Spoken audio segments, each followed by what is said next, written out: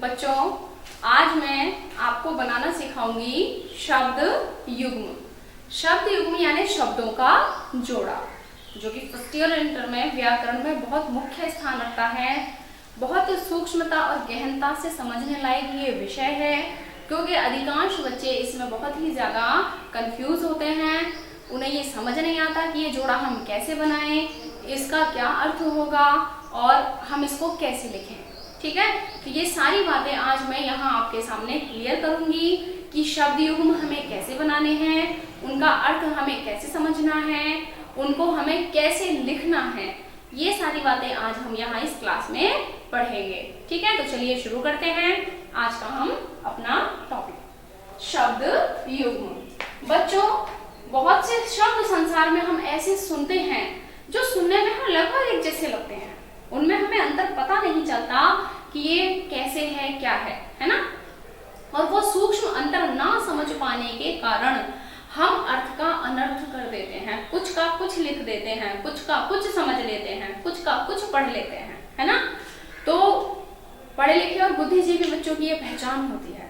ध्यान से मेरी बात सुनना कि आप सही लिखें, सही पढ़ें और उसका सही अर्थ करें, क्योंकि अर्थ का अनर्थ करने से कभी कभी बहुत परेशानी का सामना हमें करना पड़ जाता है। जब हम किसी बात को ठीक से ना समझ पाए तो हमारे आगे बहुत बड़ी दिक्कत आ जाती है।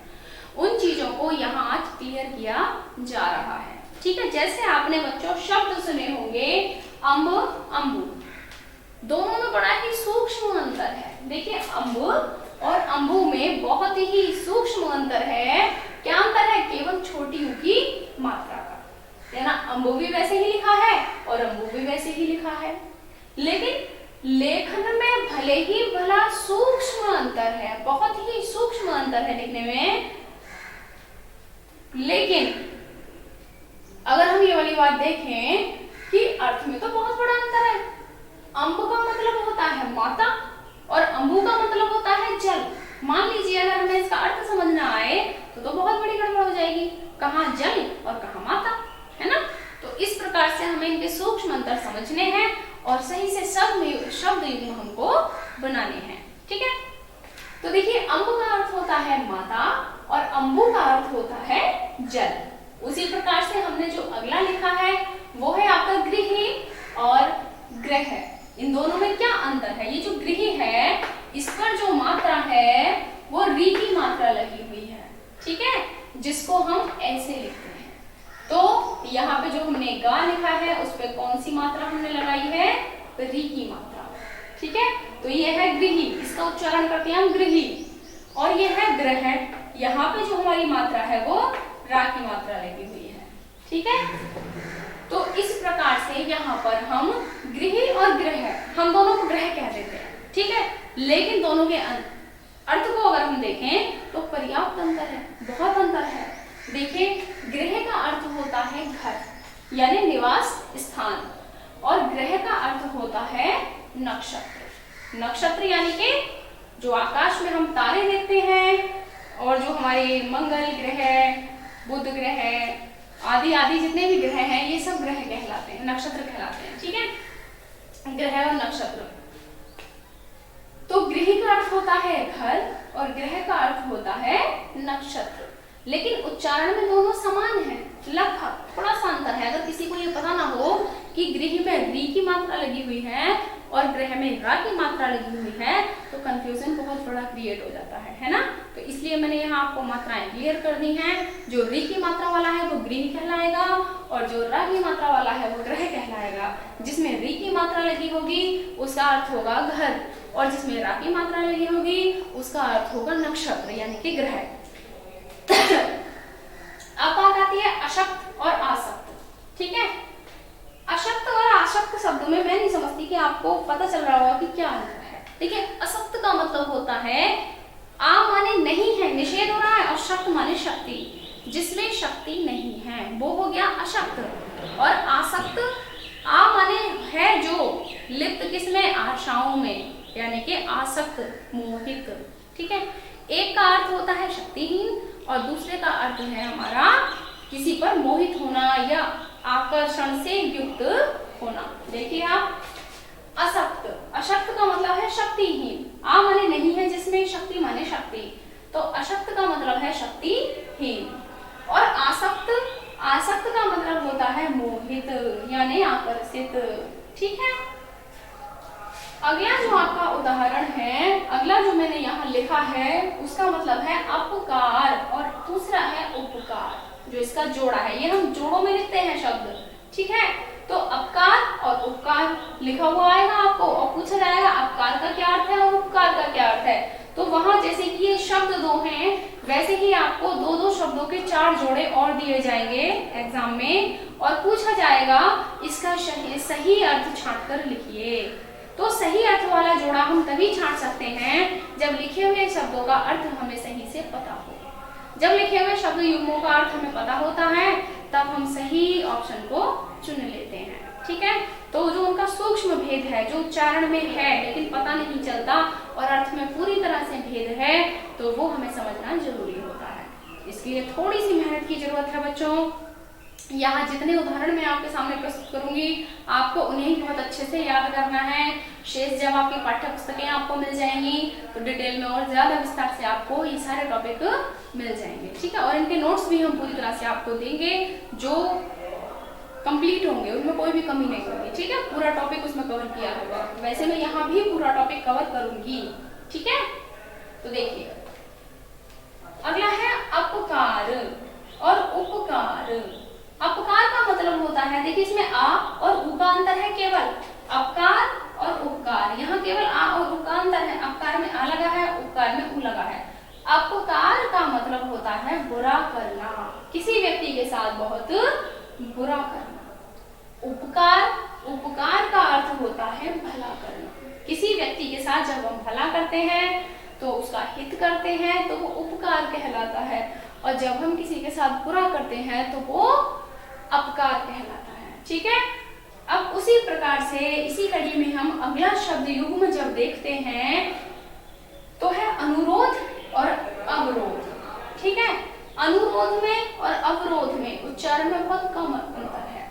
अगर कोई जल्दबाजी में सुने या जिस बच्चे ने पहले ये शब्द नहीं सुने हो तो वो अनुरोध और अवरोध में अंतर नहीं कर पाएगा। तो इसीलिए मैं बार बार आपको बता रही हूँ, अनुरोध और अवरोध में यहाँ उपसर्ग का अंतर है, यहाँ अनुपसर्ग है और यहाँ अव है, आ है।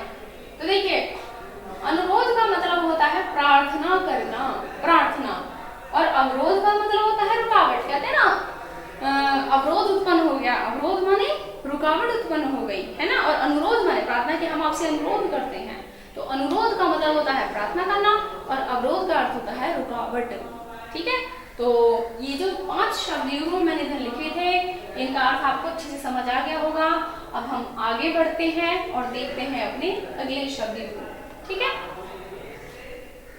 छात्र और छात्र, इसमें क्या अंतर है? उच्चारण में कोई अंतर नहीं है देखा जाए तो, क्योंकि बच्चे छात्र को भी छात्र ही कहते हैं। ठीक है, छात्र और छात्र अगर इंग्लिश में लिखेंगे तो कोई भी अंतर महसूस नहीं होगा मेरे हिसाब से। छात्र का मतलब होता है क्षत्रिय का।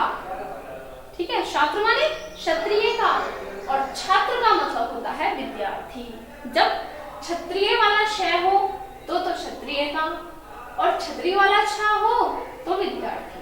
केवल यहाँ छ का अंतर है, अगर क्षत्रिय वाला छ है तो क्षत्रिय का अर्थ निकलेगा इसका, और कहते हैं ना छात्र धर्म यानी क्षत्रिय का धर्म। दूसरा है हमारा छात्र, तो यानी कि विद्यार्थी, है ना।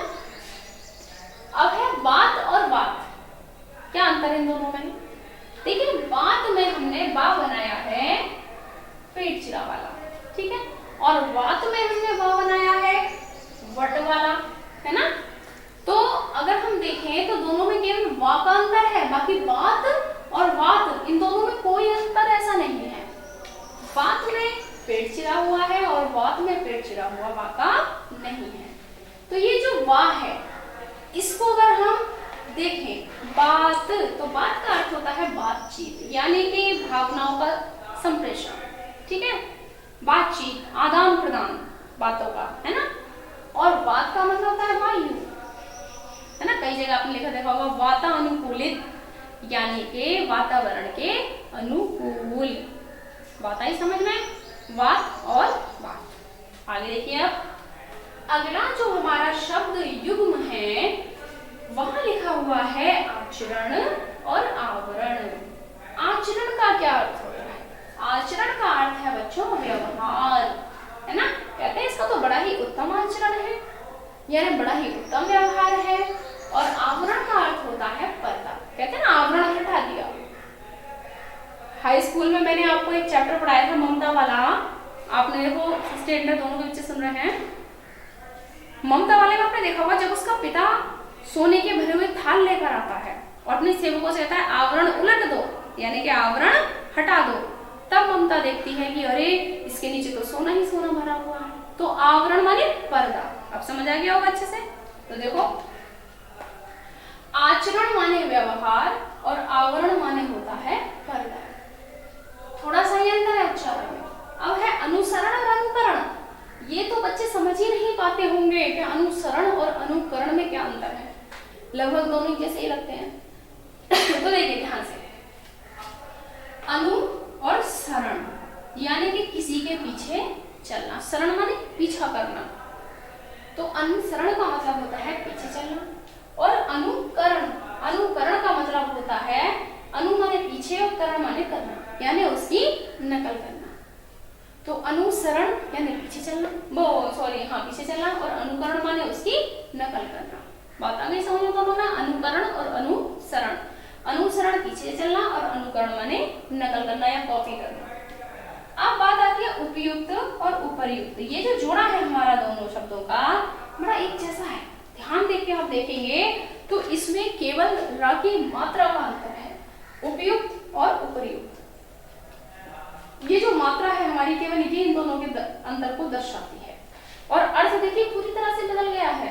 उपयुक्त का अर्थ होता है उचित, यानी उपयुक्त उचित, और उपर्युक्त का अर्थ होता है ऊपर कहा गया। ठीक है, यानी ऊपर जो बात कही गई है वो उपर्युक्त कहलाती है। नहीं बात आ गई समझ में? जैसे कि आपको बड़े अच्छे से पता होगा, मैं संदर्भ एक बार आप लोगों को लिखवाती हूँ, ठीक है, और शेष क्या करवा देती हूँ, उपर्युक्त उपर्युक्त उपर्युक्त, है ना। यानी कि ये जो दिया हुआ है ऊपर वही हम दोबारा इस्तेमाल करेंगे, यानी ऊपर जो हमने प्रयुक्त किया है यहाँ भी हम वही इस्तेमाल करेंगे, यानी ऊपर कहा गया। ठीक है, तो उपयुक्त का मतलब होता है उचित। कहते हैं ना ये वस्तु तो बिल्कुल उपयुक्त है, यानी ये चौक इस ब्लैक ग्रीन बोर्ड के लिए एकदम उपयुक्त है। उपयुक्त माने ठीक है ना, उचित है। तो उपयुक्त का मतलब उचित और उपर्युक्त के ऊपर कहा गया। इसी क्रम में जब हम आगे बढ़ते हैं तो बच्चों हम अगला जो शब्द युग्म, ठीक है, शब्द युग्म से ही आपको पहचान पड़ेगी इन शब्दों का जोड़ा। ये बात आप दिमाग में बैठा लें, जब एग्जाम में आता है तो कंफ्यूज ना हो कि शब्द युग्म होता क्या है। शब्द माने शब्द, युग्म माने जोड़ा, जिनके उच्चारण में थोड़ा सा अंतर होता है और अर्थ में पूरी तरह से अंतर होता है। उनमें अंतर जरूर होता है, ऐसा मत समझना एक जैसे होते हैं या पर्यायवाची होते हैं, ये बात दिमाग से निकाल देना। ठीक है, शब्द युग्म जिसके उच्चारण में थोड़ा अंतर होता है और अर्थ में पूरा अंतर होता है। ये बात समझ में आ गई? देखो आगे अब, तो उत्कर्ष का मतलब होता है उत्थान, यानी ऊपर जाना। उत्थान माने प्रोग्रेस करना। ठीक है, तो उत्थान का मतलब होता है प्रोग्रेस करना, ऊपर जाना। और अपकर्ष का मतलब होता है पतन, यानी कि डिमोशन, यानी नीचे जाना। बात आई समझ में? दोनों के उच्चारण में बड़ा कम अंतर है। उत्कर्ष अपकर्ष आपको लगेगा ये जैसे ही है, लगभग थोड़ा सा अंतर है। शब्दों के उच्चारण में भले ही थोड़ा अंतर है, लेकिन इसके अर्थ में पर्याप्त अंतर है। ठीक है, अर्थ में देखें तो हम उत्कर्ष का मतलब होता है उत्थान और अपकर्ष का मतलब होता है पतन। इतनी बात आ गई समझ में? आगे बढ़ते हैं बच्चों।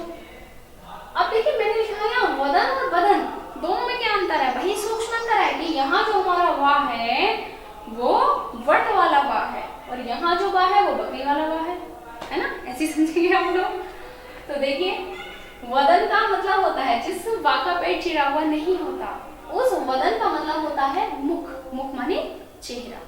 ठीक है, आगे बात समझे? कई उदाहरणों में मैंने आपको पढ़ाया भी होगा। और बदन का मतलब होता है संपूर्ण शरीर। ठीक है, अब बात आती है अगले शब्द युग्म की। तो यहाँ मैंने 3 शब्द लिए हैं। दो नहीं है, इस शब्द युग में 3 शब्द हैं, क्योंकि ये तीनों में से कोई भी 2 आ सकते हैं, जोड़ा बन करके कोई भी 2 आ सकते हैं। तो तरणी का अर्थ होता है तरणी, जहां पर रा में मैंने छोटी ई की मात्रा लगाई है, तरणी। तरणी का अर्थ होता है सूर्य। क्या अर्थ होता है तरणी का? सूर्य। और तरुणी, तरुणी मतलब रा पे उ की मात्रा है और रा पे बड़ी ई की मात्रा है, तो तरुणी का अर्थ होता है युवती। युवती माने कोई कन्या या स्त्री, ठीक है। अब आता है तरुणी, यहाँ पे तर लिखा है और री पे बड़ी ई की मात्रा है। तरणी का अर्थ होता है नौका, नौका अर्थात नाव, ठीक है।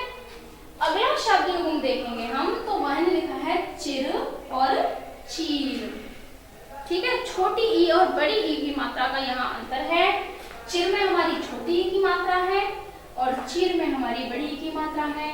ये दोनों शब्द युग्म लगभग एक जैसे ही आपको लगेंगे कि कुछ बच्चे तो ये का ये और ये का ये भी लिख देते होंगे, है ना, कि अंतर ही क्या है, मात्रा का ही तो है, क्या फर्क पड़ता है छोटी ई की हो या बड़ी ई की। लेकिन नहीं बच्चों, ऐसा नहीं करना है।